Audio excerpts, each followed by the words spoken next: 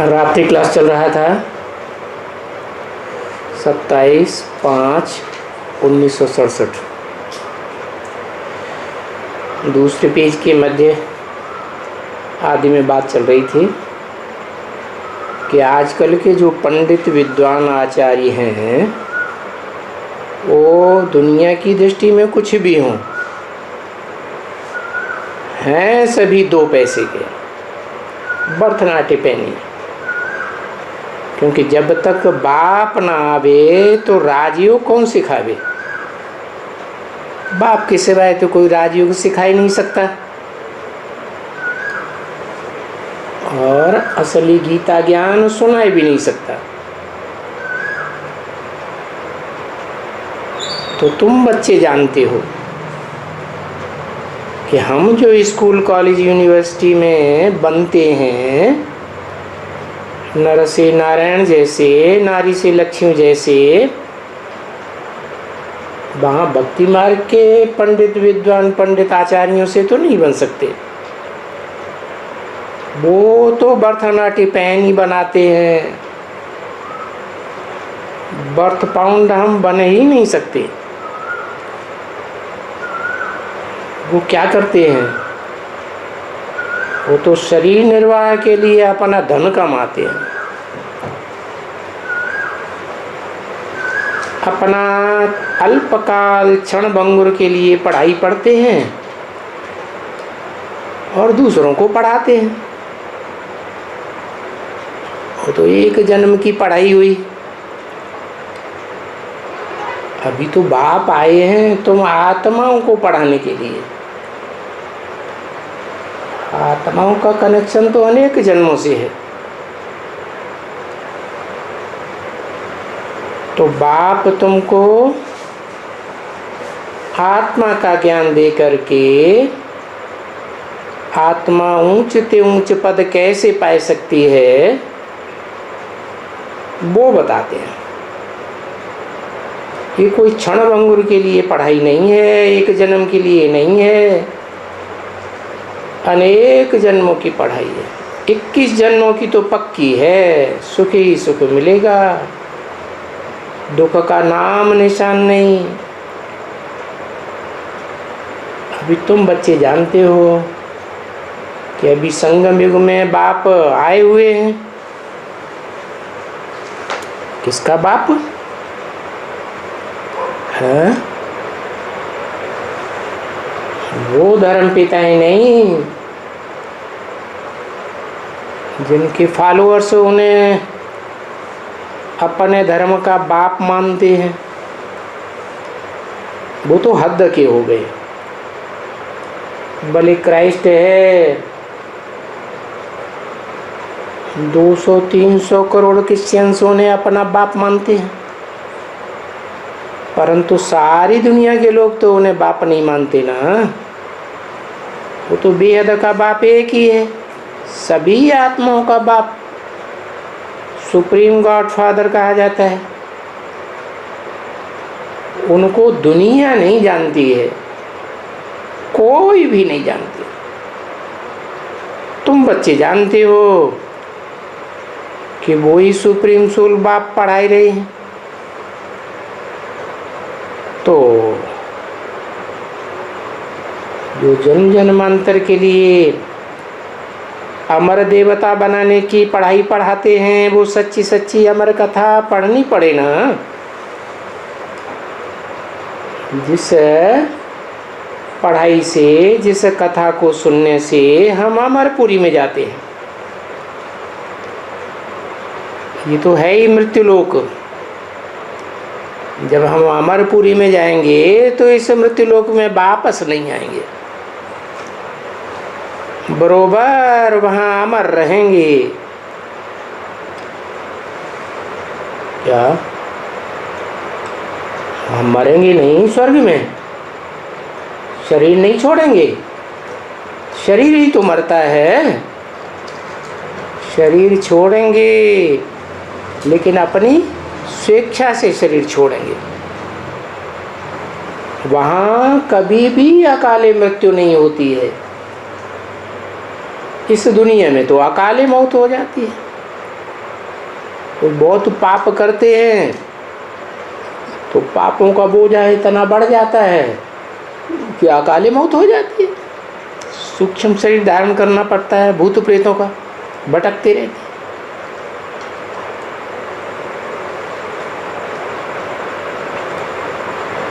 पीछे ये थोड़े ही होंगी मृत्यु आदि, ये सब भक्ति मार्ग में होता है। एक भी जरी भी भक्ति मार्ग की कोई बात नहीं होगी। बच्चों की बुद्धि में आया है कि एक बाप आकर जो ज्ञान देते हैं तो एक के दिए हुए गीता ज्ञान से सतयुग त्रेता स्वर्ग स्थापन होता है। रामकृष्ण की दुनिया कही जाती है। फिर त्रेता के बाद द्वैतवादी द्वापर युग आता है। वहाँ भक्ति में हम नीचे गिरते हैं। नीचे क्यों गिरते हैं? क्योंकि देहधारी धर्म पिता इस दुनिया में आते हैं, द्वैतवाद फैलाते हैं। दो दो धर्म, दो दो राजाइयाँ, दो दो भाषाएं, दो दो कुल, दो दो मतें बढ़ती चली जाती हैं तो झगड़े बढ़ते हैं, तो भक्ति में हम नीचे आ जाते हैं। वहाँ भक्ति मार्ग में द्वापर युग से सबकी बुद्धि भागती रहती है, एक जगह ठिकाना नहीं मिलता, यही चक्कर फिरता रहता है। तो अभी तुम बच्चे जान गए हो कि हम आत्माएं इस दुनिया में एक्टर्स हैं। कोई छोटे एक्टर, कोई बड़े एक्टर, कोई ज़्यादा जन्म लेते, ज़्यादा चोले बदलते, कोई कम चोले बदलते। तो जब एक्टर्स हैं तो एक्टर्स को अपने पार्ट का मालूम तो होना चाहिए ना। आत्मा एक्टर है तो फिर क्या एक्ट बजाना है, क्या एक्ट इस दुनिया में आकर बजाया है पास्ट में, क्या बजावेंगे, ये तो कुछ पता ही नहीं। तो बेवकूफ़ एक्टर्स हुआ ना। एक्टर्स को तो ज़रूर मालूम होना चाहिए कि हमारा पार्ट क्या है जन्म जन्मांतर। ये बात जन्म जन्मांतर का हिसाब किताब एक के ज्ञान से मिलता है।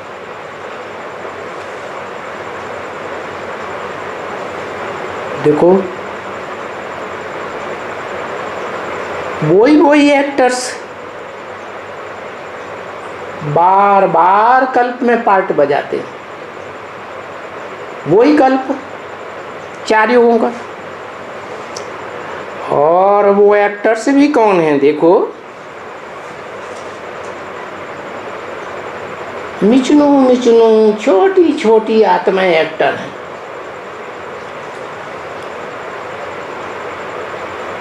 तो ये नई बातें सुनते हैं।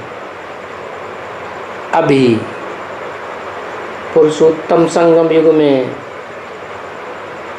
जबकि 5000 वर्ष के 4 युगों के ड्रामा की अभी शूटिंग हो रही है, रिहर्सल हो रही है। अभी हम जानते हैं कि हम आत्मा हैं। पहले हम भी भक्ति मार्ग में थे, जानते नहीं थे, तो समझते थे हम देह हैं। कोई पूछता था कि तुम कौन हो, तो बताते थे हम नौजवान हैं, बुढ़े हैं, हम बालक हैं, मास्टर हैं, टीचर हैं। अब यहाँ बाप के पास आए हो तो तुम्हें नॉलेज मिली। ये टीचर है, ये डॉक्टर है, इंजीनियर है, ये तुम जब पैदा हुए थे तब थोड़े ही थे। तुम परमानेंट क्या हो? तो बाप बताते हैं तुम तो परमानेंट आत्मा हो, ज्योति बिंदु आत्मा हो, जिससे ज्योति बिंदु की यादगार भारत में माताएं आज भी बिंदी लगाती है। कहाँ? नाक पे क्यों नहीं लगाती? क्योंकि आत्मा उत्तमांग में रहेगी ना। उत्तमांग में ही भ्रकुटी है, भरी पूरी कुटी, जहाँ आत्मा रूपी राजा रहता है पूरे शरीर रूपी राज्य को कंट्रोल करने के लिए।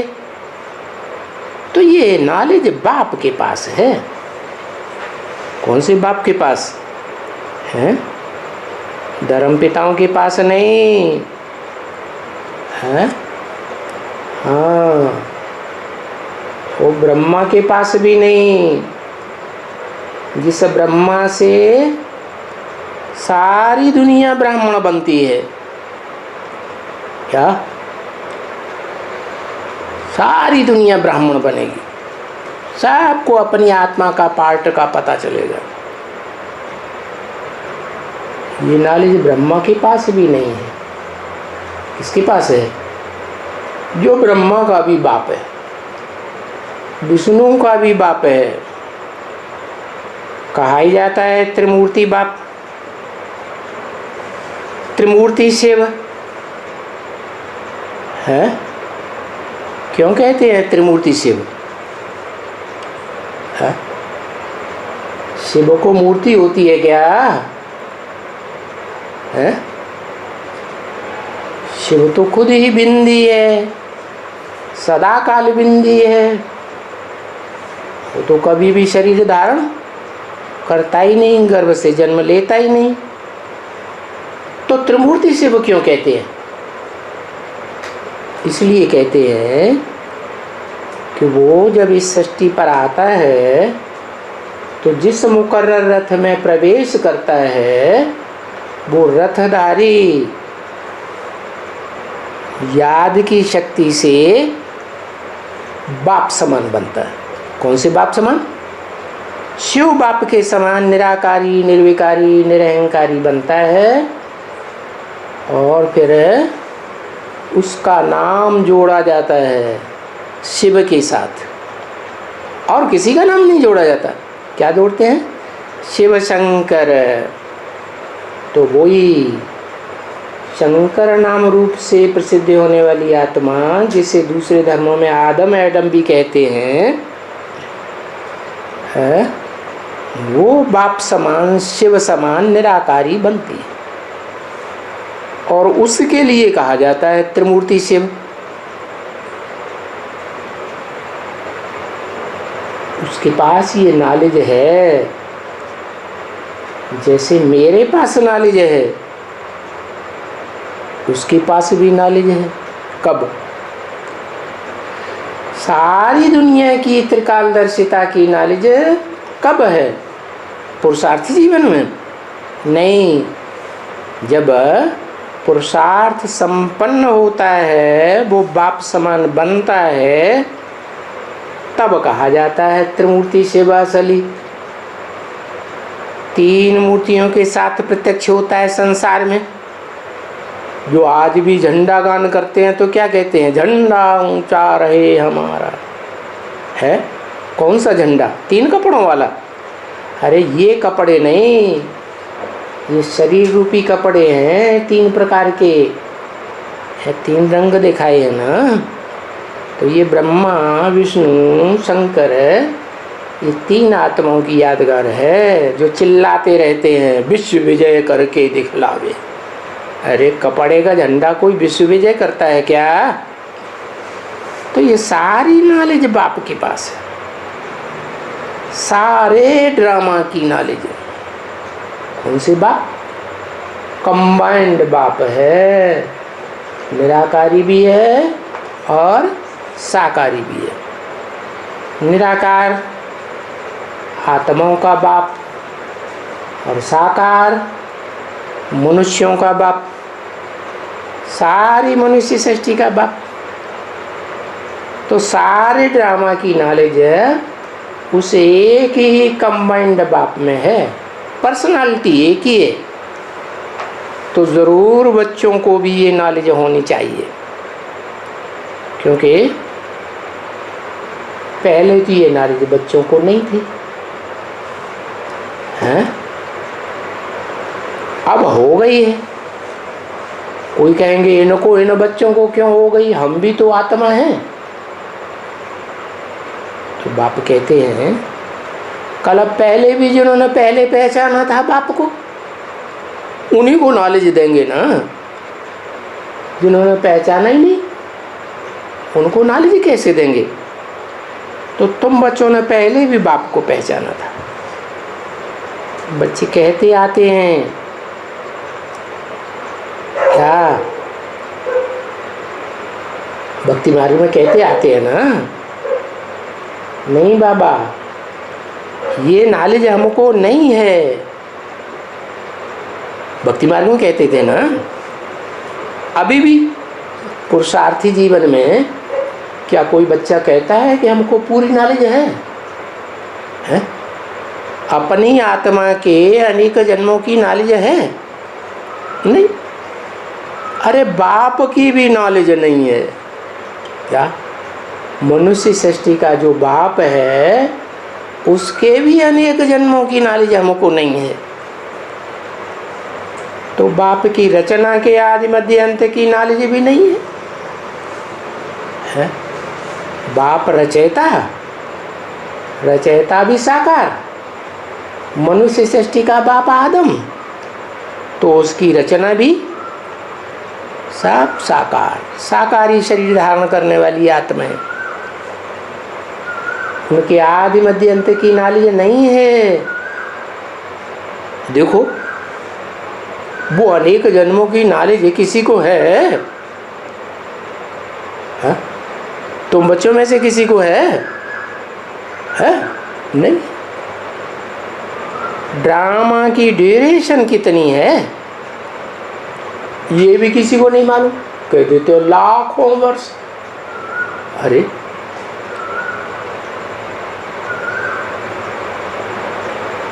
क्रिश्चियंस तो कहते हैं कि क्राइस्ट से 3000 वर्ष पहले भारत में पैराडाइज था।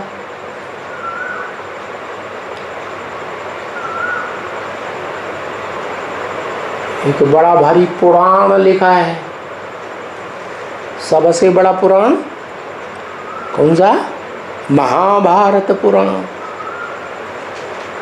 उसमें भी लिखा है कि आज से 5000 वर्ष पहले महाभारी महाभारत युद्ध हुआ था।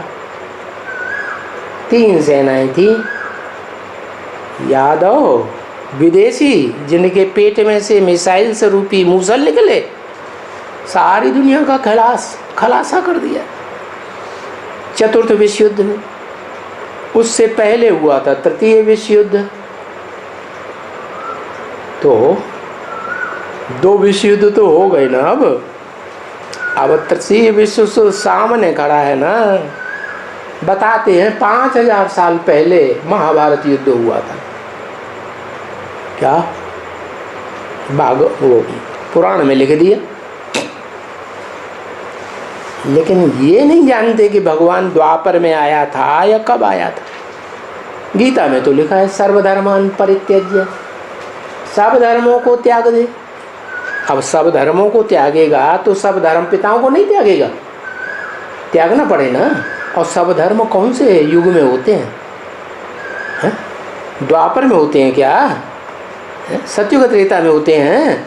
सभी धर्म तो इकट्ठे होते ही हैं कलयुग के अंत में। तो ये कलयुग के अंत में जब भगवान बाप आते हैं तब ही 5000 वर्ष के ड्यूरेशन का ड्रामा पूरा होता है, तभी आकर के रिहर्सल कराएंगे।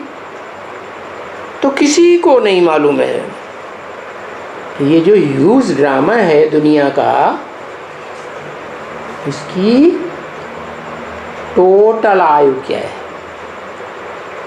गपोड़ा तो देखो कितने लगाते हैं, क्या सतयुग इतने लाखों वर्ष का, त्रेता इतना, द्वापर इतना, कलयुग अभी 40,000 वर्ष पड़ा है। प्रूफ प्रमाण कुछ भी नहीं। अरे सीधी सी बात है, मनुष्यों के पास जो ये द्वैतवादी दुनिया में मनुष्य रहते हैं, दो दो धर्म, दो दो राज्य। स्वर्ग में थोड़े ही दो दो राज्य, दो दो धर्म होते हैं।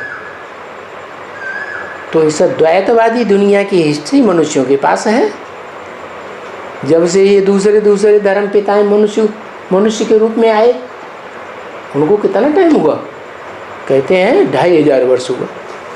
ये 2500 वर्ष की हिस्ट्री मृत्युलोक के मनुष्यों की है, तो ज़रूर 2500 वर्ष की हिस्ट्री और भी होगी जो मनुष्यों की नहीं है, देवात्माओं की हिस्ट्री है। वो देवात्माओं की हिस्ट्री बाप आत्माओं का, बाप सुप्रीम सोल गॉड फादर ही जानते हैं। वो ही आकर के बताते हैं क्या कि 5000 वर्ष का टोटल ड्रामा है। शास्त्रों में लिख भी दिया है, ब्रह्मा का दिन ब्रह्मा की रात। अरे तो रात दिन बराबर होगा ना? रात में तो भटकते रहते हैं, रास्ता नहीं मिलता। तो ये भटकने का टाइम हुआ। ये जो देहधारी धर्म पिताएँ आते हैं, इब्राहिम, बुद्ध, क्राइस्ट, तो सारी दुनिया को भटकाते रहते हैं, किसी को कोई रास्ता नहीं मिलता। तो देखो ये हो गई ब्रह्मा की रात। और फिर जो भगवान दुनिया बनाते हैं, नई दुनिया, स्वर्ग की दुनिया, हेवनली गॉड फादर है ना, हेवन नहीं बनाएगा ना। तो वो दुनिया है 2500 वर्ष की, रामकृष्ण की दुनिया, जहाँ सुख ही सुख होता है। एक ही धर्म होता है दुनिया में, दूसरा कोई धर्म होता ही नहीं तो कोई बताए। इब्राहिम आकर के जब इस्लाम धर्म स्थापन करते हैं, उससे पहले किसी को पता है कौन सा धर्म था? किसी को पता नहीं, एक ही धर्म था। तो देखो कितने गपोड़े लगाए हैं शास्त्रों में। कहाँ 5000 वर्ष ड्यूरेशन और कहाँ लाखों वर्ष लगा दिया। तो घोर अंधेरे में मनुष्य पड़े हुए हैं। कितना अंधेरा है कितना, कि दुनिया का विनाश करने के लिए बारूद इतना इकट्ठा हुआ पड़ा है, फिर भी अंधेरे में। ऐसा तो पहले भी हुआ था, द्वापर में भी हुआ था। द्वापर के अंत में भी अगले अस्त्र थे। दुनिया ऐसी ही चलती रहती है। तो इसलिए इस समय गाया हुआ है क्या गाया हुआ है कि पास्ट में घोर अंधेरे में थे,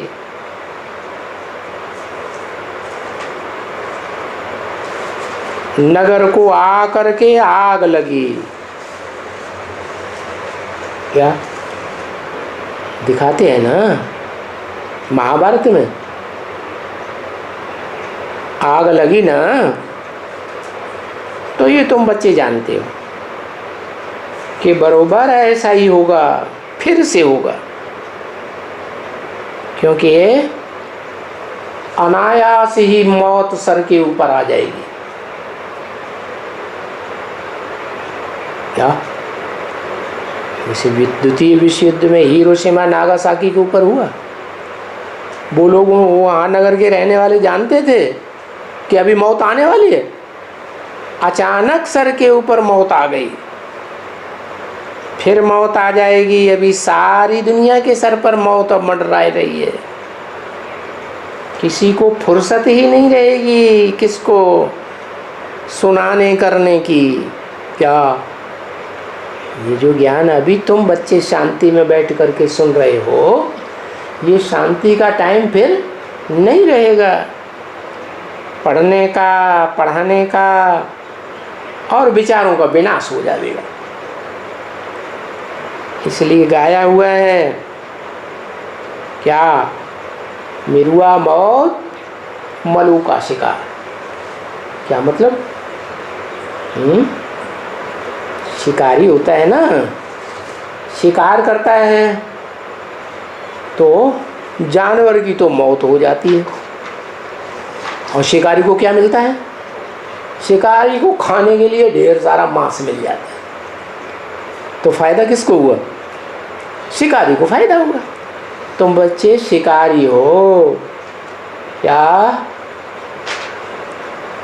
तुमको तो नई दुनिया में बहुत सुख मिलने वाला है, बाकी सारी दुनिया में ये जो जानवर फैले हुए हैं ना दुखदाई, इन सब का विनाश हो जाएगा।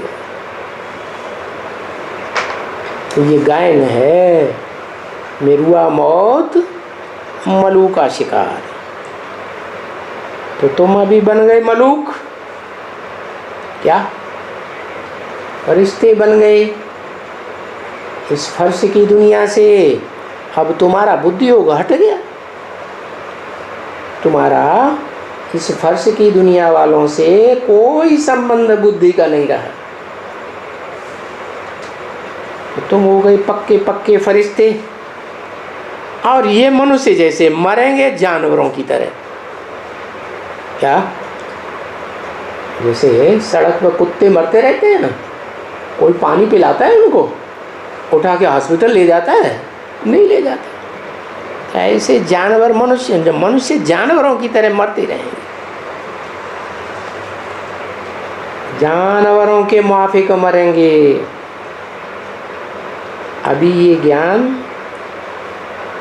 तुम कोशिश करके भक्तों को सुनाते हो। किसके भक्त? जो भगवान के पीछे भागते हैं, भले भटकते हैं, कहीं मंदिर में, कहीं मस्जिद में, कहीं गुरुद्वारों में, कहीं तीर्थ स्थानों में, इधर उधर भटकते हैं ना, भागते फिरते रहते हैं, बुद्धि से भी भागते, शरीर से भी भागते, तो भक्त हैं। तो कोशिश करके भगवान के ऐसे अंधे भक्तों को, अंध श्रद्धालुओं को तुम सुनाते रहो। भले वो भगत तो शास्त्र पढ़ते रहे, सुनते रहे, वो तुम्हारी बात जल्दी मानेंगे नहीं, कोई बात नहीं, उनमें बीज तो पड़ जाएगा, ज्ञान का बीज तो पड़ेगा ना। ये ज्ञान सुनाने वाला भगवान आया हुआ है, कान में बात तो पड़ेगी ना, उनको आना है। उन भक्तों को भी दुनिया के जानवर मनुष्य नहीं आएंगे क्या, खूंखार जो खून रेजी करते हैं, लेकिन ये भगत आवेंगे। जिन भक्तों को तुम संदेश देते हो, सुनाते हो, जब सृष्टि का अंत होने वाला होगा तो ये भक्त तुम्हारे पास भाग के आ जाएंगे। उन भक्तों को तो गुरुओं ने सुनाया हुआ है कि अभी कलयुग 40,000 वर्ष चलेगा। देखो बिल्कुल घोर अंधियारे में डाल दिया है। अभी तुम भी क्या करेंगे? वो तो शास्त्रों को मानते हैं, तुम्हारी बात तो मानते नहीं। कौन? भगत लोग तुमको माने या शास्त्रों को माने? ये शास्त्र तो हजारों बरस से चले आ रहे, तुम अभी आए हो ब्रह्मा कुमार कुमारी बन के, तो किसकी बात माने? परंतु नहीं, विवेक कहता है, ड्रामा कहता है कि ऐसे करते करते आहिस्ते आहिस्ते आहिस्ते वो भक्त भी अंत में सुनेंगे जरूर, और भगवान को पहचान कर भगवान की तरफ ही भागेंगे। क्यों भगवान की तरफ क्यों भागेंगे? हैं? धर्म पिताओं की तरफ क्यों नहीं? दूसरे धर्म वाले भी तो समझते हैं जब कयामत होगी तो हमारे पैगंबर धर्मपिता प्रत्यक्ष हो जाएंगे कयामत के समय, तो उन पैगंबरों की तरफ भागेंगे या भगवान की तरफ भागेंगे? है? अरे पैगंबरों की तरफ भागेंगे वो जो दूसरे धर्म के पक्के हैं। क्या भगत? कौन से भगत? वो जो भगवान के पीछे पागल हुए पड़े हैं, सुबह से शाम तक चिल्लाते रहते हैं। जैसे तुम भी आगे भक्ति मार्ग में भक्त थे ना,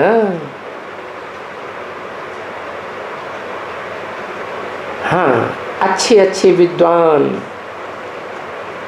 इनमें भी बहुत ही अच्छे अच्छे विद्वान होंगे। किनमें? भक्तों में। जो भक्ति में होंगे, शास्त्र पढ़ते होंगे, ये दान पुण्य आदि तप आदि करते होंगे। अभी तुम जान गए हो, भक्तों ने तो नहीं जाना, धर्मपिताओं ने नहीं जाना, उनके फॉलोअर्स ने नहीं जाना। तुम ब्राह्मणों में से भी जो कच्चे कच्चे ब्राह्मण हैं, उन्होंने भी नहीं जाना। तुम बच्चे जान गए कि बाबा आया हुआ है। कौन? बाप नहीं बताया, बाबा आया हुआ है। बाबा माने साकार और निराकार का मेल। कैसा साकार? जो जन्म जन्मांतर सदा ही साकार ही रहता है, कभी निराकारी और आकारी सूक्ष्म शरीरधारी भूत प्रेत बनता ही नहीं, वो साकार। और निराकार कौन सा? जो सदा निराकार ही रहता है, भले इस साकार सृष्टि में आता है। साकारी मनुष्य तन में आता है, दुखी दुनिया में आता है, फिर भी वो निराकारी स्टेज में ही रहता है, वो साकार कभी बनता ही नहीं, साकारियों के संग का रंग में आता ही नहीं। तो जो 100% साकार और जो 100% निराकार, उन दोनों के मेल को कहा जाता है ऊंचते ऊंच बाबा। क्या? जिसकी पूजा आज भारत में गांव गांव में, शहर शहर में, शिवालयों में होती है, जिसकी देश विदेश में जो भी खुदाइयाँ हुई हैं, उनमें वो लिंग मूर्तियाँ मिलती हैं। वो यादगार है लिंग मूर्तियाँ। किस बात की? कि वो बड़ा लिंग रूप भी है, साकार भी है, और उसका जो सात्विक यादगार सोमनाथ मंदिर में बना था, उसमें हीरा आत्मा की यादगार भी लगा हुआ। माने उसमें निराकारी आत्मा भी है जो सदा निराकार है, और उसमें साकार शरीरधारी भी है, दोनों कंबाइंड है। उनको तुम कहते हो क्या? बाप दादा। बिंदु बिंदु आत्माओं का बाप, और दादा कौन? जो बिंदु बिंदु आत्माएं हैं, भोगी आत्माएं हैं, सारी सृष्टि में भोगी आत्माएं, उन आत्माओं के बीच में बड़ा भाई। कैसा? कैसा बड़ा भाई? जो शरीर से सुख भी जास्ती भोगता है, और जो शरीर से दुख भी दुनिया में सबसे जास्ती भोगता है। ऑल राउंड पार्टधारी, ऐसा साकारी। और दोनों आत्माओं का कॉम्बिनेशन एक ही शरीर में होता है।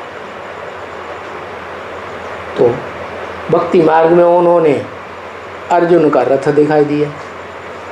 क्या? अर्जुन हो गया साकार, फिर उन्होंने गलती कर दी, कृष्ण को दिखाई दिया रथ में बैठा। अरे कृष्ण को तुम भगवान मान करके कहाँ पूजते हो? बड़े कृष्ण को। जो रथ में बैठा हुआ है वो बड़ा है कि छोटा बच्चा है? तो छोटे बच्चे को भगवान मान करके पूजते हो ना। मंदिरों में जिस कृष्ण के चित्र रखे जाते हैं वो तो बच्चा कृष्ण है, वो तो भगवान तुम उसे मानते हो हैं। भगवान का मतलब ही है ऊंच ते ऊंच, जिससे ऊंच कोई हो ही नहीं। तो फिर अर्जुन के रथ में जो बैठा हुआ है वो भगवान कैसे हो गया? नहीं,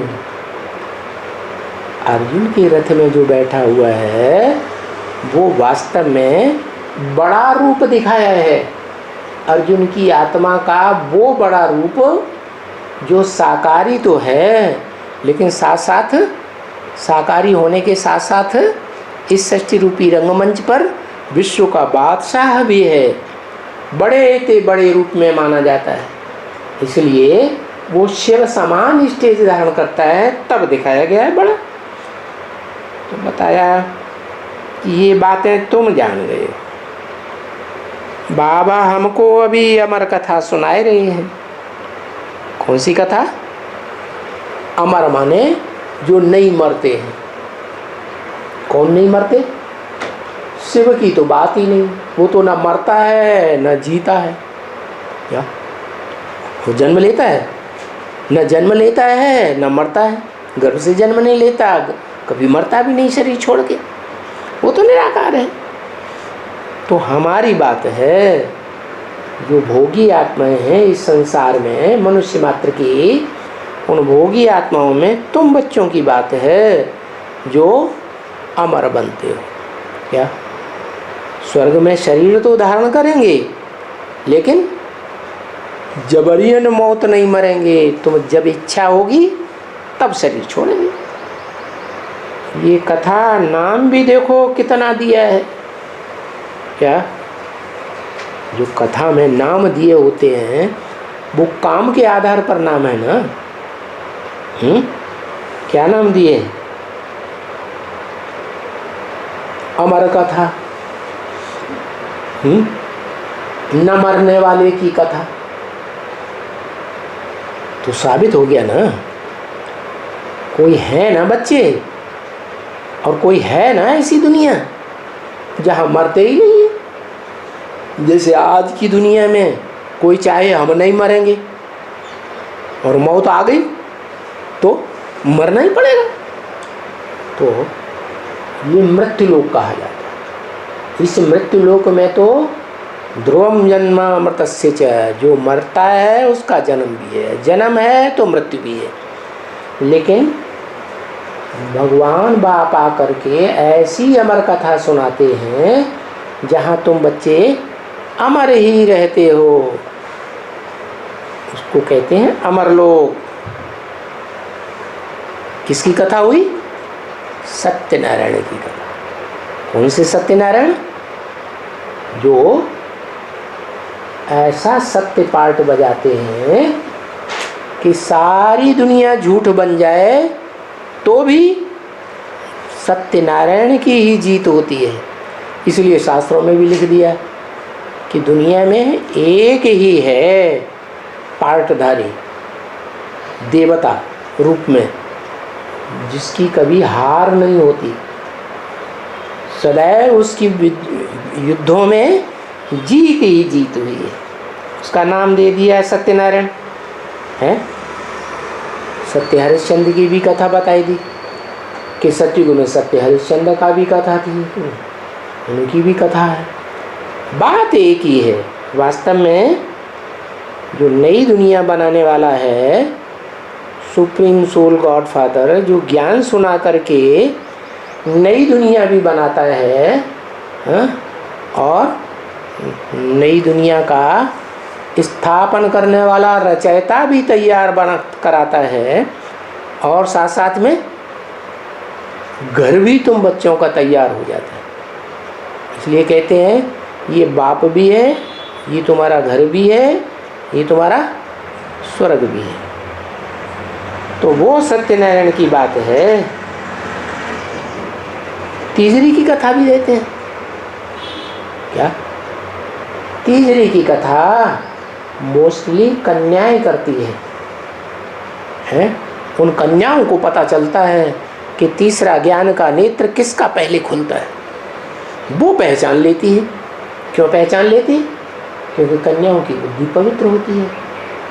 माताओं के मुकाबले, अदर कुमारों के मुकाबले, कुमारों के मुकाबले तो जो जन्म से ही पवित्र हैं, वो पवित्र बुद्धि वाली कन्याएं, तीसरे नेत्र जिसका गाया हुआ है त्रिनेत्री शिव है।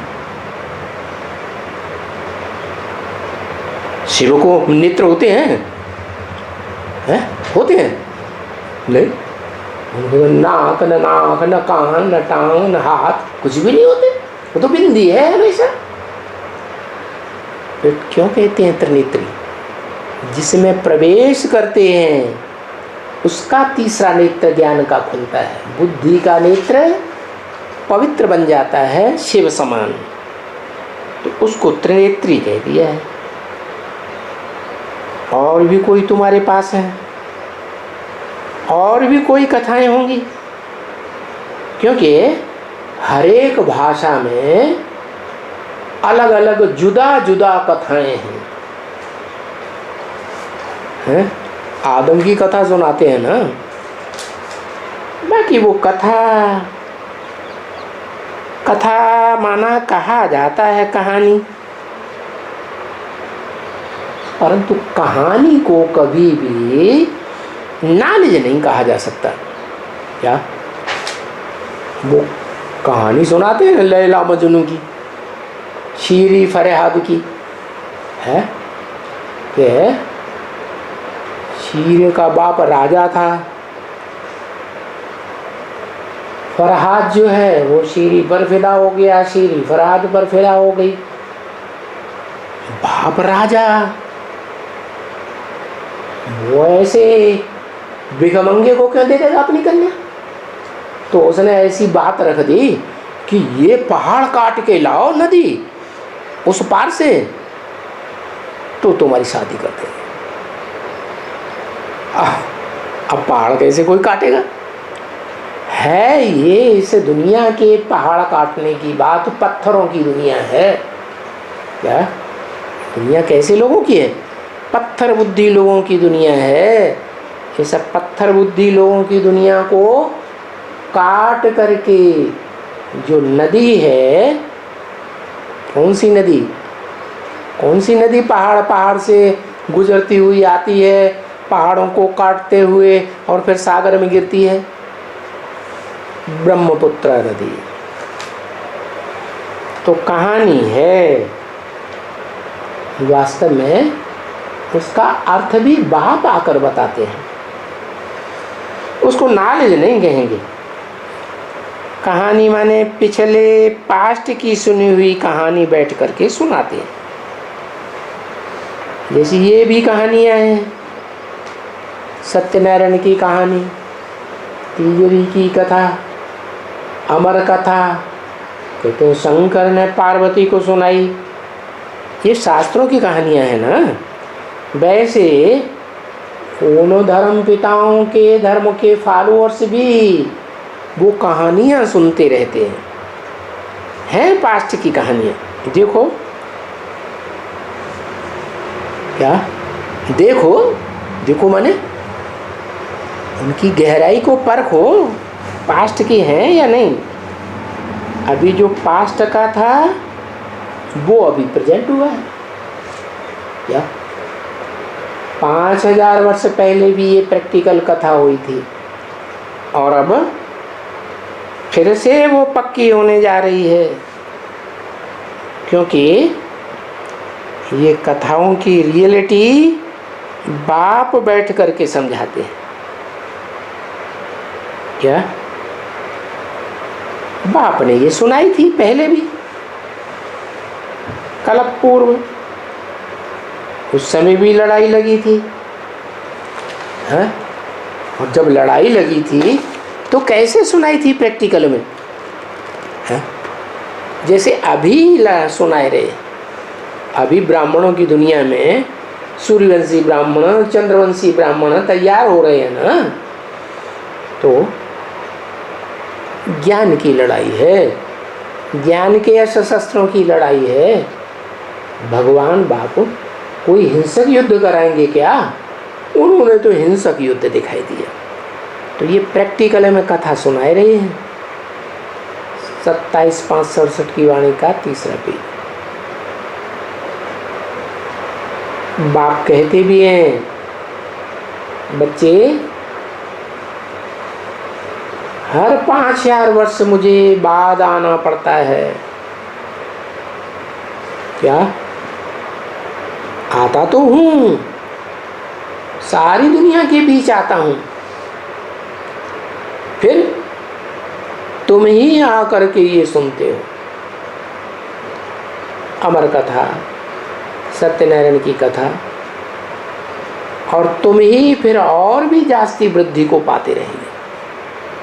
पहले भी तुम ऐसे किया था, तुमने ही आके ये कथा सुनी थी, फिर तुम ही वृद्धि को पाते रहते थे। पहले तुम थे थोड़े ही,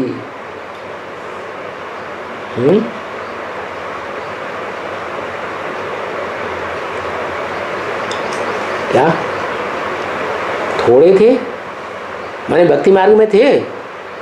भक्ति मार्ग में तुम भी नहीं थे। शुरुआत में तुम थोड़े ही थे सब। बाप आते हैं तो कितने होते हैं? 3 होते हैं बस। शिव बाप आते हैं तो कितने होते हैं? त्रिमूर्ति शिव बाप कहा जाता है। 3 होते हैं। बाकी इतने ढेर के ढेर जो बताए दिए हैं शास्त्रों में। 5 पांडव थे, 5 पांडव से बढ़कर के 11 अक्षौणी हो गए। तो तुम इतने थोड़े थे, तो थे थोड़े ही नहीं। तुम भी बाद में आई हो सुनने के लिए, क्योंकि कल्प कल्प तुमने भी सुना था। तभी तो तुम बच्चे कहते हो ना, बाबा हम कल्प कल्प आकर के तुमसे मिलते हैं। क्या तुम कहते हो? कौन कहता है? तुम किससे कहा जाता है? जो सन्मुख बैठ करके सुनते हैं उनके लिए कहा जाता है तुम। और जो सन्मुख बैठ करके नहीं सुनते, जो ब्राह्मण हैं, टैप रिकॉर्डर से सुनते हैं, टीवी में सुनते हैं, कागज की मुरली सुनते हैं, उनको तुम थोड़े ही कहेंगे। हैं? जैसे ब्रह्मा को कहते हैं ये है, ये तो बाजू वाले हो गए ना एक तरफ। क्यों? क्योंकि मैं तुमको सुनाने के लिए आता हूँ। तुम समझदार बच्चे हो, तुम बाप को पहचानते हो, ये थोड़ा ही पहचानता है?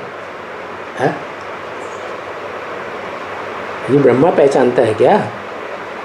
यज्ञ के आदि में भी इनको साक्षात्कार हुए, तब इन्होंने पहचाना क्या कि बाप कौन है? पहचाना था? है? नहीं पहचाना। तो जब इन्होंने ही नहीं पहचाना, ब्रह्मा ने, दादा लेखराज ने, तो इनको फॉलो करने वाले ब्राह्मण कहाँ से पहचान लेंगे? तो तुम बच्चे कहते हो बाबा हम कल्प कल्प आपसे आकर के मिलते हैं। क्या? प्रैक्टिकल में आके मिलते हैं। यहाँ ऐसा टुकड़ी में भी हम कल्प कल्प आए हैं। टुकड़ी मैंने छोटी छोटी पार्टियां बनाकर आए हैं, आगे भी जरूर आए हैं। और बाबा बोलते हैं हाँ बच्चे बरोबर आए हो, जरूर आए हो, तभी तो कथा सुनते हो, नॉलेज सुनती हो ना। और ये नॉलेज भविष्य के लिए सुनती हो। क्या? ऐसे नहीं कि तुम ये नॉलेज कोई इस दुनिया के लिए, इस दुनिया की प्राप्ति के लिए, सिद्धि के लिए, सफलता के लिए सुनते हो। नहीं, कहाँ के लिए सुनते हो? भविष्य के जन्मों की प्राप्ति के लिए सुनते हो। और ये भी नहीं कि शरीर छोड़ देंगे फिर बाद में जन्म लेंगे तब के लिए सुनते हो। नहीं, इसी जन्म में इसी शरीर से ये पुरानी दुनिया में नई दुनिया स्थापन होगी। पुरानी दुनिया के बीच मैं स्वर्ग का वर्षा देता हूँ। उस स्वर्ग की दुनिया में तुम भविष्य कहेंगे। अभी तो वर्तमान में हो, अभी तुम्हारा पुरुषार्थ जीवन में है। भविष्य में तुम्हारा प्राप्ति का जीवन होगा। तो वहाँ से 21वां जन्म तुम्हारा शुरू हो जाता है। तो बुद्धि कहती है, क्या बुद्धि माने मन बुद्धि रूपी आत्मा कहती है कि हम बाप द्वारा भविष्य के लिए प्राप्ति करते हैं, इस जन्म के लिए नहीं। बहुत से बुद्धू बच्चे ऐसे भी हैं, अरे हम इतने दिन से ज्ञान में चल रहे हैं, तन मन धन सारा स्वाहा किया, सारा परिवार ज्ञान में आया, और हमारे परिवार में ऐसी आफत क्यों आ गई, इतने मर गए उतने मर गए। अरे बाप कहते हैं इस जन्म का जो तुम्हारा हिसाब किताब है वो पूर्व जन्मों से कनेक्टेड है। पूर्व जन्मों में तुमने जो जैसे कर्म किए हैं उसका हिसाब किताब तुमको यहीं इसी जन्म में भुगतना पड़ेगा, पुरुषार्थी जीवन में। जब तुम संपन्न स्टेज प्राप्त करेंगे तब तुम भविष्य में प्राप्ति करेंगे। तो तुम जो वर्षा पाते हो भविष्य जन्म जन्मांतर के लिए पाते हो, ले रहे हो, क्योंकि बाबा बेहद का है। क्या हद की दुनिया का नहीं है। और वो बच्चे सभी हद वाले हैं जो दुनिया में बैठे हुए हैं, जिन्होंने बाप को नहीं पहचाना है। क्या तुम बेहद की ब्राह्मणों की दुनिया में पुरुषार्थ कर रहे हो। बाबा हमारा बेहद का है। क्या बाबा हमारा बेहद का बाबा है, और हम बच्चे भी बेहद के बच्चे हैं। बेहद की हमारी पढ़ाई है और बेहद का हमारा संन्यास। उन सन्यासियों का जो संन्यास होता है वो तो हद का है। हद का घर बार छोड़ते हैं, बाल बच्चे बीवी छोड़ते हैं, जंगल में जाके बैठते हैं। हम क्या करते हैं, हम तो इस दुनिया को ही बुद्धि से याद करना बंद कर देते हैं। जैसे ये सारी दुनिया कांटों का जंगल है, दुखदाई है। भले तुम बच्चों में ये बात अभी नंबरवार बुद्धि में बैठती है कि ये दुनिया दुखदाई है, ऐसा कांटों के जंगल में सब दुख देने वाले हैं, लेकिन आगे चल कर के तुम्हारी बुद्धि में भी पक्का बैठ जाएगा कि इस दुनिया में कोई किसी का नहीं है, सब दुखदाई है। तो तुमको बेहद का संन्यास कहा जाता है। सब बेहद की बातें, बेहद द्वारा बेहद की बात तुम सुनते हो और बेहद सुख तुम भोगते हो। क्या कैसा सुख? जैसा सुख राम कृष्ण की दुनिया में भी सतयुग त्रेता में नहीं होगा, ऐसा बेहद का सुख। राम कृष्ण की दुनिया में भी ज्ञान इंद्रियों का सुख होगा। क्या लेकिन तुम बच्चे कौन सा सुख भोगते हो? अतीन्द्रिय सुख भोगते हो, जहाँ इंद्रियों की दरकार है ही नहीं। बेहद का सुख। तो देखो हद वालों से हद का दुख देखा। हद की दुनिया वालों ने तुम्हें क्या दिखाया? हद का दुख। और बेहद वालों से अभी बेहद का दुख मिलता है। क्या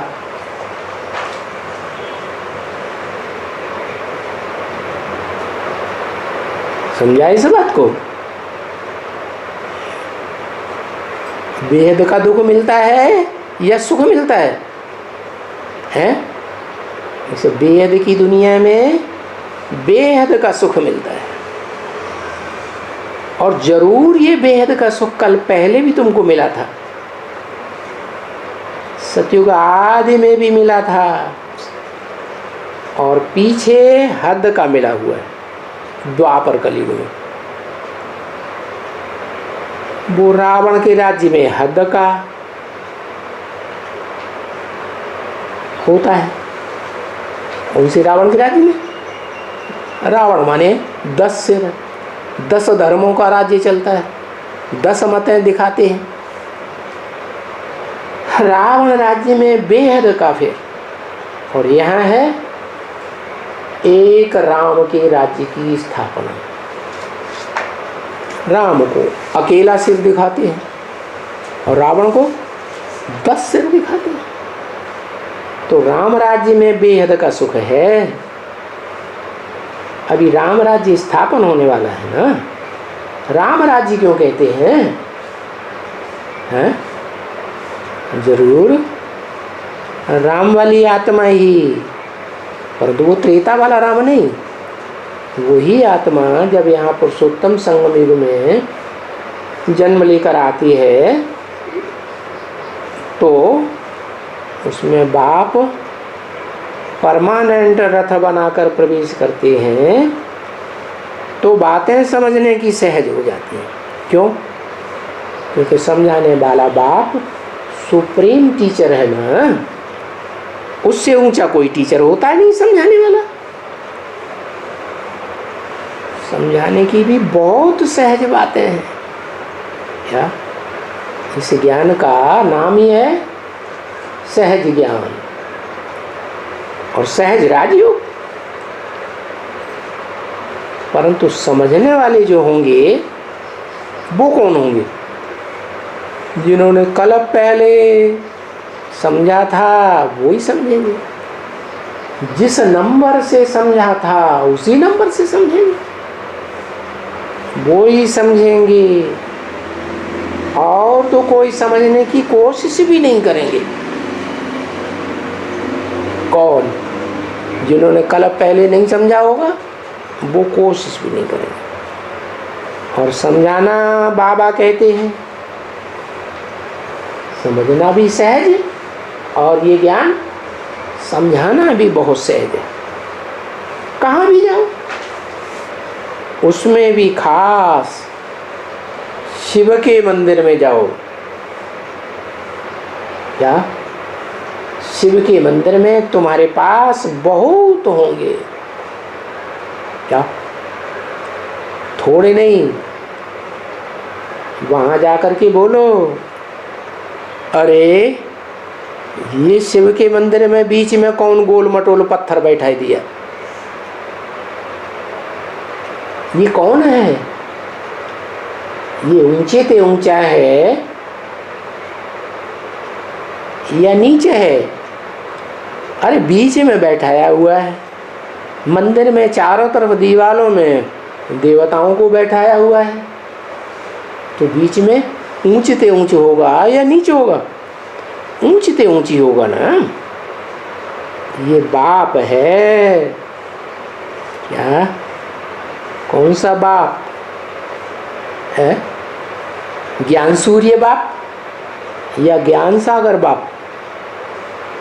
अरे ज्ञान सूर्य तो कैसा है? ऐसे ही है जैसे वो स्थूल सूर्य सदा डिटेच रहता है। क्या? धरणी से, जल से, अग्नि से, वायु से अटैच होकर रहता है? नहीं। ऐसे ही वो ज्ञान सूर्य शिव है, वो सदा डिटैच होकर रहता है, कभी अटैचमेंट में नहीं आता। हाँ, जिसमें प्रवेश करता है वो है ज्ञान का सागर। क्या? तुम बैठ करके महिमा करो किसकी? ज्ञान सूर्य और ज्ञान बाप, ज्ञान सागर की। एक ही शरीर में दोनों पार्ट बजाते हैं। और महिमा भी तुम कोई नई नहीं करते हो। जो कल पहले तुमने महिमा की थी वही महिमा करते हो। क्या महिमा करते हो? वो निराकार है, निरंजन है, अभोक्ता है, अकर्ता है। एक तो ये महिमा हुई किसकी? वो बेहद का जो ज्ञान सूर्य है, जो कभी अटैचमेंट में नहीं आता, माया मोह में नहीं फंसता, गर्भ से जन्म नहीं लेता, ये उसकी महिमा। और वो जिस आदम में, जिस आदि पुरुष आदि मानव में प्रवेश करता है, वो बिल्कुल जस्ट उससे उल्टा। क्या भोगता है? क्या भोगता? भोगता है। जैसे दुनिया में सब भोगता है, ऐसे वो भी भोगता है।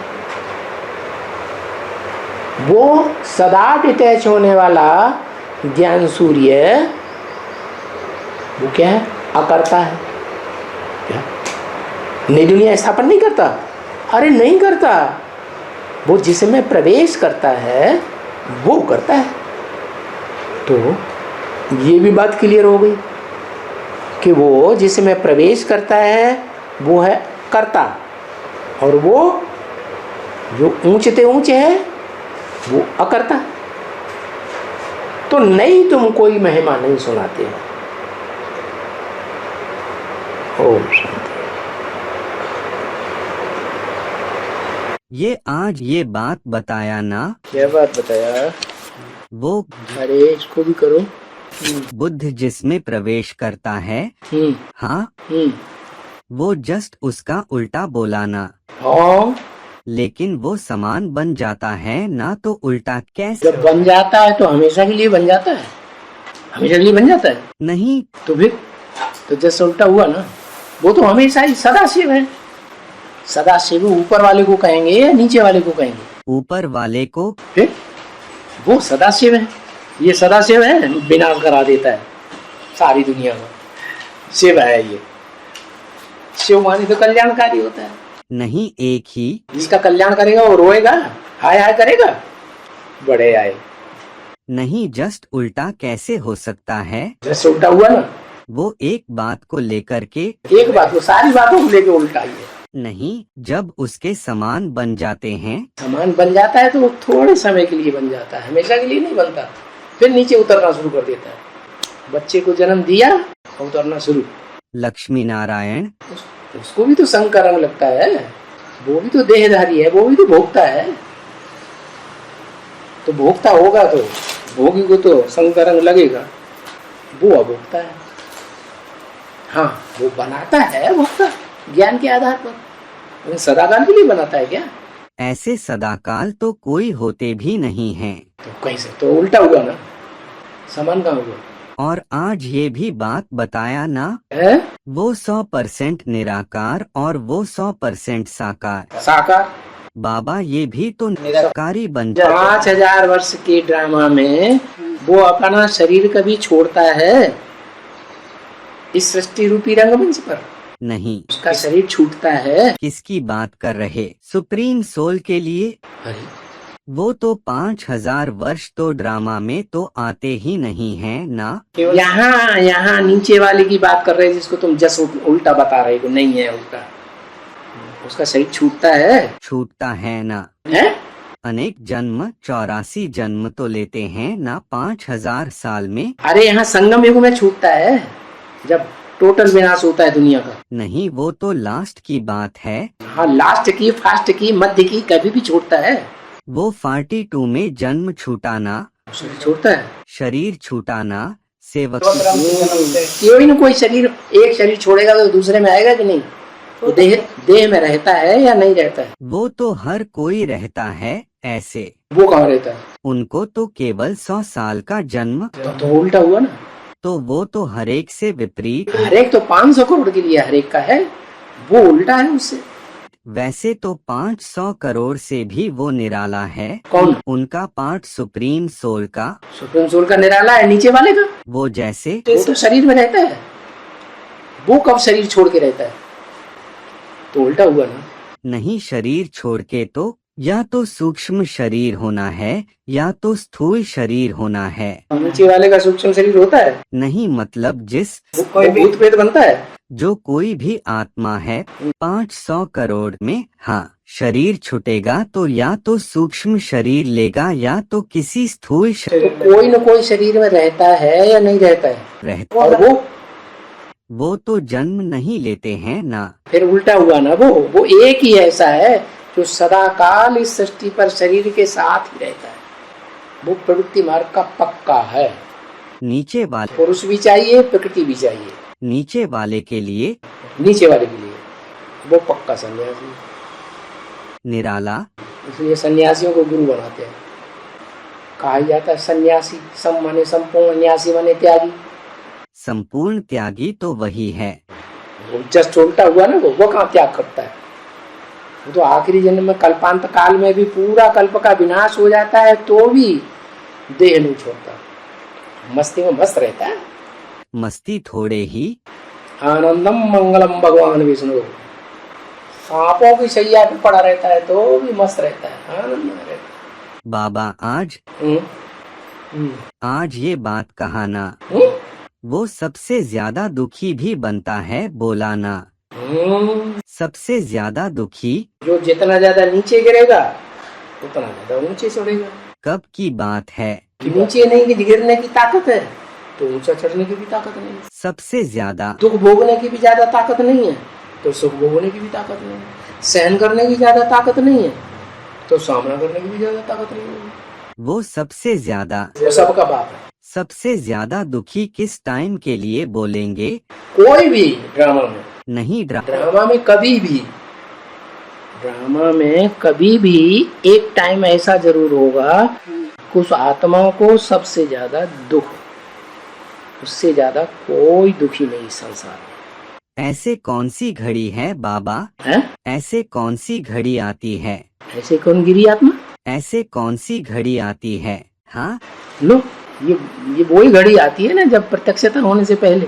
लेकिन वो तो अपने मस्ती में रहते हैं ना। मस्ती में रहता है तब जब संपन्न बन जाता है तब। इसलिए जैनियों में मानते हैं कि जो सनत कुमार कल्प है वो, उसमें सनत कुमार दुनिया में सबसे जास्ती दुखी होता है। हाँ, तो उसके में भी सनत कुमार का गायन है। हाँ, उसके ऊपर जितनी आफत आती है उतनी दुनिया में किसी के ऊपर आफत नहीं। आफत आई लेकिन वो अपने ऊपर तो लेगा नहीं। जब अज्ञान ही नहीं है, जब संपूर्ण जब त्रिकालदर्शी नहीं है तो दुखी होगा या सुखी होगा? त्रिकालदर्शी है तो फिर दुखी नहीं होगा। तो त्रिकालदर्शी होने से पहले की बात हम तो कर रहे हैं। वो अपना त्रिकालदर्शिता का वर्षा दे देगा तब ही तो दुखी नहीं होगा। लगभग तो हो चुका है ना। क्या हो चुका? वर्षा जब वो दे देगा, भाई राजा है, राजा ने अपनी राजाई दे दी युवराज को, फिर तो वो राजा हो गया। राजाई नहीं दी तो औरंगजेब परेशान हो रहा है, हमको राजाई क्यों नहीं दे रहे, बुढ़े हो गए, नहीं दे रहे तो हम तुम्हारी कत्ल कर देंगे, जेल में डाल देंगे। ऐसे ऐसे भी संकल्प आते हैं। अरे अज्ञान काल की बात है कि ज्ञान काल की बात है? ज्ञान से सुख होता है या ज्ञान से दुख होता है? ज्ञान से सुख होता है। तो वो अज्ञान काल की है, पुरुषार्थी जीवन की बात है। पुरुषार्थी जीवन में ऐसा भी क्षण आएगा कि उससे जास्ती दुनिया में कोई दुखी नहीं और वो सहन कर जाएगा। सहन शक्ति विदेशियों में होती है या स्वदेशियों में? स्वदेशियों में है? स्वदेशियों में। स्वदेशी होगा जितना, स्वदेशी कहाँ का रहने वाला? अपने देश में रहने वाला। स्थिति में तो अपना देश कौन सा है? अकाल तख्त, भ्रकुटी। तो उसमें जास्ती सहन करने की शक्ति होगी ना। जितना विदेशी होगा उतना सहन शक्ति कम होगी।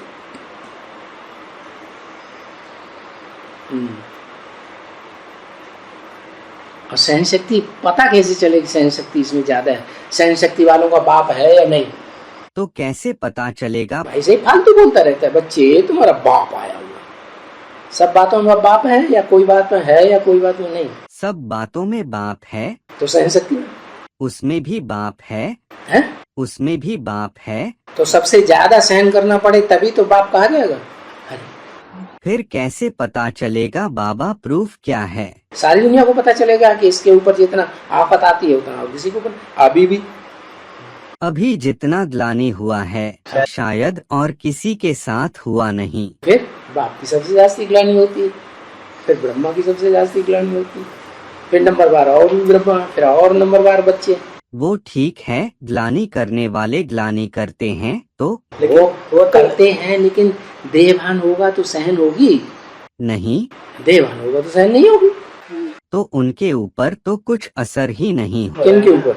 कलंकीधर के पीछे कुत्ते भौंकते रहते हैं और वो अपनी मस्ती में, वो तो वो प्रवेश करके अवस्था बनाता है ना। तो वो तो प्रवेश हुआ पड़ा है ना। प्रवेश हमेशा थोड़ा ही होगा, जब परीक्षा होगी तो प्रवेश होगा। उनके ऊपर वो भी पार्सलिटी करता है। परीक्षा तो बच्चों की हो रही है। बच्चों वो बच्चा है कि नहीं? उनका तो हो गया। वो बच्चा नहीं है। वो तो वो बड़ा बच्चा नहीं है। उनका हो चुका है ना। क्या हो चुका? वो तो 76 में। तो जब भी कभी हो चुका है तो उसको सबसे जास्ती सहन करना पड़ेगा ना बच्चों के बीच में। अरे बड़ी परीक्षा पास करेंगे तभी बड़ा पद मिलेगा। पदवी तो फिर परीक्षा पास नहीं की, बड़ा पद मिल गया, ये तो पार्सलिटी होगी। ठीक है बाबा, उनके वो जो भी ग्लानि कर रहे ये कर रहे, उनके ऊपर तो कुछ भी असर ही। वो तो ऊपर वाला उस रथ को कंट्रोल कर रहा है ना। फिर इसको दिखाए। हाँ। ये शाही फरियाद का हाँ? गायन मुसलमानों के इसमें है क्या? हाँ? ये आज शाही फरियाद की जो शीरी शीरी फरियाद मुसलमानों की कथा कहानी है। मतलब वो जो लैला मजनू की शीरी फरियाद कि पहाड़ काट के लाया हुआ, वो ऐसे मिसाल देंगे। पत्थर बुद्धियों का पहाड़ ही तो है। आबू पहाड़ पर जो रह रहे हैं पुराने आदिवासी, वो पत्थर बुद्धि है या पारस बुद्धि है? पत्थर होंगे। फिर वो आएंगे ज्ञान में कि नहीं आएंगे? आएंगे। हाँ। सबसे ज्यादा पक्के बन के आएंगे, पक्के फॉलोअर बन के आएंगे, कच्चे फॉलोअर बन के आएंगे। पक्के। वो कैसी प्रजा होगी? विजयमाला के पीछे आएंगे ना। कोई भी माला के पीछे, लेकिन वो पक्के होंगे। और राजाओं की जितनी प्रजाएं हुई, जितने फॉलोअर्स हुए, उनके मुकाबले ज्यादा पक्के होंगे, कम पक्के होंगे? ज्यादा पक्के बन के आएंगे। इसलिए उनमें भी माउंट आबू में भी वीर बाबा को मानते हैं। सबसे ज्यादा मान्यता वहाँ वीर बाबा की है। ये कहाँ से नाम आ गया? यही तो मंदिर भी वहाँ बना दिया है महावीर का, दिलवाड़ा मंदिर। बाबा आज बताया ना द्वापर के अंत में अग्नेय अस्त्र थे करके। तो कहाँ थे बाबा अग्नेय अस्त्र द्वापर के अंत में? बाण मारते थे, आग लग जाती थी कि नहीं? वो अस्त्र वो तो सदियों से भी चलता आया है। तो सदियों से चलता है, वो बाण चलते आ रहे हैं सदियों से। क्योंकि बाण में थोड़ा सा तेल लगा। थोड़ा सा नहीं, हाँ, पूरा विनाश कर देते थे एक बाण से। हाँ, आग्नेय अस्त्र। कहाँ द्वापर के? उन्हीं शास्त्रों को तो पढ़ करके उन्होंने एटम बम बनाई। नहीं द्वापर के अंत, नहीं शास्त्रों में। द्वापर के अंत में वो तुम्हारी कथा गलत है। नहीं, वो हिस्ट्री गलत है। 8 क्लास। द्वापर के अंत की बात ही नहीं है कलयुग के अंत की बात। नहीं, आज द्वापर के अंत में करके बोला। वो 5000 वर्ष की बात बताई कि उन्होंने बताया कि 5000 साल पहले महाभारत युद्ध हुआ। वास्तव में 5000 साल पहले कोई द्वापर युग नहीं था। 5000 साल पहले यही कलयुग था। तभी यादवों के पेट में से मूसल निकले थे। नहीं, तभी तृतीय विश्व युद्ध हुआ था। वो ठीक है, लेकिन द्वापर के अंत में तो ऐसे कोई बाण नहीं बना। क्या लिखा वैसे ही शास्त्रों में अग्नि अस्त्र थे। द्वापर के अंत। हाँ, यादवों के पेट में से मूसल निकले और उसे सारी दुनिया का विनाश कर दिया मूसलों से। बापटे चतुर्थ विश्व युद्ध में महाभारत में थोड़ी सारी दुनिया का विनाश हुआ। और आज बताया ना महाभारत में दिखाते हैं नगर में आग लगी करके। तो नगर में आग लगी कौन? नगर में पांडवों के। हाँ, जो वहाँ उसमें कौन सा वो मकान बनाया था, वो लाक्षागृह की बात है। तो गांव ठाठा वो। हाँ जी, लाक्षागृह की बात है। और बाबा आज ये बताया ना बड़े ते बड़े शास्त्र कौन से हैं? महाभारत है। और महाभारत में ये लिखा है कि 5000 पहले महाभारत युद्ध हुआ था करके। 5000 साल पहले हुआ। तो महाभारत में महाभारत का ही कथा 5000 साल पहले हुआ, ये कैसे हो सकता है? महाभारत तो अभी 800 साल पहले लिखा है, वो 8वीं शताब्दी में लिखा गया है, के 5000 साल पहले। जब पुराण पंथी चली है तब। तो तब 5000 साल पहले कैसे लिख सकते हैं? कैसे लिख सकते हैं? सारे शास्त्र ही कलयुग के अंत की बात बता रहे हैं। शास्त्रों में जो कुछ भी लिखा हुआ है वो इस समय संगम युग की बातें हैं। तो जिस समय उन्होंने लिखा हाँ। 5000 साल करके उस समय के लिए लागू नहीं होता। ना। फिर समय कोई था 5000? वो तो 8वीं शताब्दी का मतलब है 1200 साल पहले। तो मतलब 1200 साल घटा के वास्तव में लिखना चाहिए था आज से। जैसे क्राइस्ट इसमें क्रिश्चियन के इसमें आया है ना, 3000 साल पहले भारत में पैराडाइज था। अरे शास्त्र तो वो ही पढ़ते चले आ रहे हैं, उसमें तो फिर रद्दो बदल थोड़ा ही की है। जो लिखे हैं सो पढ़ते चले आ रहे हैं, सोई सुनाते चले आ रहे हैं, वही सुनते चले आ रहे हैं। भक्तों की तो इतनी बुद्धि थोड़ी चलती है कि 1000 साल घटा दें, 4000 साल बोले। वो कोई इतनी रिसर्च करते हैं कि ये महाभारत कब लिखा गया। ये तो आज की विद्वान पंडित आचार्य जो नए नए निकल रहे हैं विदेशी, उन्होंने निकाला है कि आज से 1250 वर्ष पूर्व, 1300 वर्ष पूर्व महाभारत और ये पुराण पंथी चली है, पुराण लिखे गए हैं। 2000 साल पहले ये वेद शास्त्र लिखे गए हैं।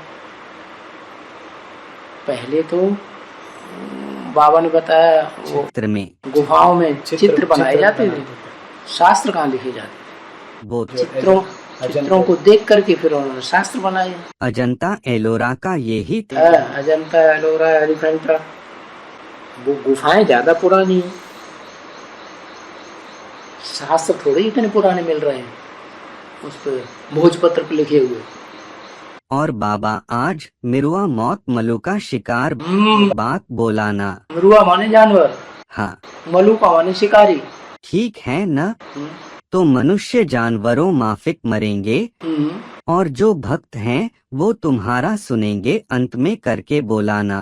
भक्ति की बात अलग रही, मिरुआ मौत मलू का शिकार वो मरने वालों की और तुम्हारे लिए रही। जो मरने वाले हैं किसके लिए, किसके फायदे के लिए मर रहे हैं, मरेंगे। नई दुनिया जो स्थापन, नई दुनिया हम ये पूछ रहे किसके फायदे के लिए मर रहे हैं। पुराने लोग रहेंगे और नई दुनिया स्थापन होगी तो कोई मतलब नहीं है। अरे जो मरेंगे वो किसके लिए मरेंगे, फायदा किसको होगा? जो नई दुनिया में आएंगे उनके लिए। कौन? तुम बच्चे होंगे ना। हाँ जी। तो तुम कौन हुए? जिनको सुनाया जा रहा है? जिनके सामने सुनाया जा रहा। अरे मलूका हुए कि नहीं, शिकारी हुए कि नहीं? ये बच्चे थोड़े ही शिकार करेंगे। यही बच्चे तो शिकारी हुए जिनको तुम बच्चे कहते हैं। नहीं, वो आपस में एक दूसरे से लड़े। आपस में काहे की लड़ेंगे? यादव लड़ेंगे आपस में। हाँ, लेकिन मरेंगे किसके लिए? बच्चे थोड़े ही मार रहे। मारेंगे बच्चे, बच्चों ने ये ज्ञान निकाला है तभी तो लड़ेंगे। इस ज्ञान से ही तो वो ज्वाला निकलती है। रुद्र ज्ञान यज्ञ से ज्वाला निकलती है तभी तो लड़ते हैं। रुद्र ज्ञान यज्ञ से ज्वाला न निकले तो सभी धर्म वाले आपस में लड़ेंगे। वो आपस में उन दोनों के बीच का युद्ध का कारण ये थोड़े ही बनेगा। इस रुद्र ज्ञान यज्ञ से विनाश ज्वाला निकली जिसमें सारी दुनिया स्वाहा हो गई। ये पॉइंट भूल गए? हाँ, पॉइंट तो है। ठीक है, पॉइंट है तो ठीक है, तो मानो ये ज्ञान ही दुनिया में रिवोल्यूशन फैलाएगा। ये ज्ञान की वजह से आपस में लड़ेंगे। हाँ जी, लड़ेंगे। सारी दुनिया स्वाहा होनी है। उसका सेंट्रल केंद्र बिंदु है अर्जुन। सारी दुनिया उसको याद करेगी। दंसा करालानि चते मुखानि। आज जो दुनिया में जो भी अमेरिका, सीरिया, अफगानिस्तान ये जो भी हो रहा है उसके लिए अभी वहाँ कोई ज्ञान फैल गया क्या? नहीं, ये ज्ञान फैलेगा तब मरेंगे। अच्छा ज्ञान जब फैलेगा तब मरेंगे। तब मरेंगे। ऊपर से जो आत्माएं उतरती हैं वो भारतवासियों में प्रवेश करती हैं कि विदेशियों में प्रवेश करती हैं? भारतवासियों में। तो वो सारी दुनिया में फैले हुए हैं कि नहीं भारतवासी? तो वो ही भारतवासी पहले समझेंगे वो रिवोल्यूशन पैदा कर देंगे। भगवान के बच्चे होंगे कि नहीं? भगवान की प्रजा होगी कि नहीं? नहीं होगी। भगवान की प्रजा भी, भगवान के वारसदार होंगे कि नहीं? होंगे। भगवान के वारसदार भी होंगे। फिर जो भारतवासी पूरी दुनिया में जो फैले हुए हैं, जिनमें ऊपर से आने वाली आत्माएं प्रवेश कर रही हैं, वो पहले समझेंगे। जो कन्वर्ट हो गए थे, जैसे उधर कन्वर्ट हो गई थी वैसे इधर कन्वर्ट होंगे। ये बात बोला ना, भक्त आएंगे जो जानवर नहीं। जो जानवर हैं? जानवर तो नहीं आएंगे, भक्त आएंगे बोला ना। भगवान के भक्त आएंगे। हाँ, जानवर तो एक दूसरे को चीड़ फाड़ के खा जाते हैं, जो जानवरियत खूंखार होते हैं। जो जानवरियत का पाठ बजा रहे उनके लिए बोला है? दुनिया में है? अकल तो चलाते नहीं, बुद्धि तो है नहीं। हम जिस डाली को बैठे हुए हैं उसी डाली को खत्म कर रहे हैं, तो जानवर हुए ना। और बोला ना, इन भक्तों में भी जो ऊंच अच्छे अच्छे विद्वान आचार्य भी होंगे। भक्तों में तो अच्छे अच्छे विद्वान आचार्य नहीं होंगे? हैं। होंगे। सब पांचों गलियां एक जैसी होती हैं, भक्तों भी अच्छे अच्छे होते हैं। वो लोग ऐसे ऐसे कथावाचक भी निकलेंगे जो ज्ञान को फट से पकड़ लेंगे। तो कंपिल में वो निकला था ना कथावाचक, क्या नाम था उसका? एक भाई निकला था, वो अभी वृंदावन में बैठा हुआ है, वो मठ पंथ जमा के। विधुना वाला है? विधुना वाला नहीं। और आज ये बोला ना, ये जो भी कहानियां आई हैं ये नॉलेज नहीं है बोला ना। ये नॉलेज नहीं है, ये तो कहानी है। सत्यनारायण की कथा, तिजरी की कथा, हमारा कथा ये है कथा। तो इनमें नॉलेज नहीं है बोला। कथा में नॉलेज है। ये जो मुसलमानों की और क्रिश्चियंस की जो कहानियां निकली हैं उसमें असलियत कम है। तो फिर कहानी का रूप ज्यादा दे दिया है। किसमें कहानी और किसको कहानी बोलेंगे? जिसमें झूठा ज्यादा है वो कहानी है, जिसमें सच्चाई का पुट ज्यादा है वो कथा है। तो भारत के जितने भी शास्त्र हैं उसमें सच्चाई है, उसमें तो ज्ञान सच्चाई है ना उसमें। हाँ जी, कथाएं हैं, महाभारत की कथा अच्छा कथा सच्चाई है। अच्छा कथा में सच्चाई है, कहानी में नहीं। कहानी विदेशियों की है। अच्छा, जितने भी विदेशियों का है वो कहानी है, उसमें नॉलेज नहीं है। वो क्या जाने नॉलेज को, लेना भी नहीं है नॉलेज। जो कन्वर्ट हुए भारतवासी हैं उनके ऊपर राजाई करनी है, उनको कंट्रोल करके बैठे हैं। अभी तो मजा आएगा। अब थोड़ा सा शांत हो गए, थोड़ा बहुत ठंडे हो गए। कौन? जितने भी ग्लानि वगैरह फैल रही थी, चल रही बता तो दिया, परीक्षा सदाकाल की होती है क्या? थोड़े टाइम के लिए होती है। थोड़े टाइम की परीक्षा होती है, लड़ाई लगेगी फिर बंद हो जाएगी, ये रिहर्सल होती रहेगी। ऐसे ही बार बार चलती रहेगी।